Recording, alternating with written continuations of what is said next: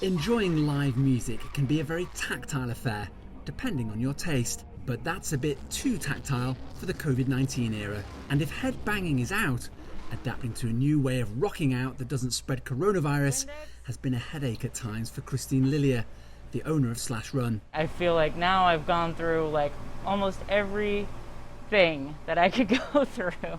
Nestled in a residential area of Washington, D.C., Slash Run is small, but it has an outsized reputation for giving local bands vital exposure.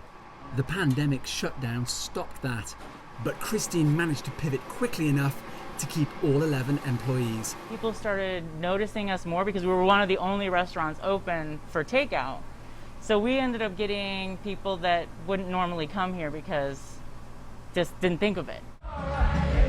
Other venues and events haven't been so fortunate. Britain's Glastonbury Festival is one of the most famous to be cancelled this summer, catastrophic for bands who depend on touring to remain financially viable. Without venues to play in, that leaves revenues from streaming services.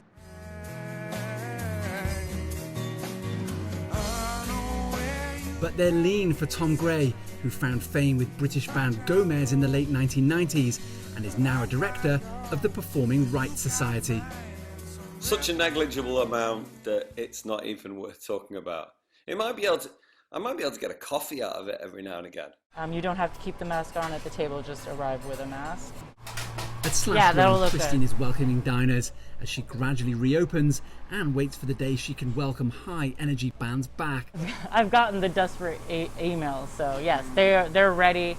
Even if the fans will have to be smaller in numbers and keep their distance. Live event professionals from around the world have published guidelines on how venues like this should operate in the coronavirus era. It means spacing tables and chairs apart like restaurants have to, but it also means keeping the fans 6 feet apart when the music starts. And so for now, it's going to mean a lot more of this and a lot less of this. Owen Fairclough, CGTN, Washington.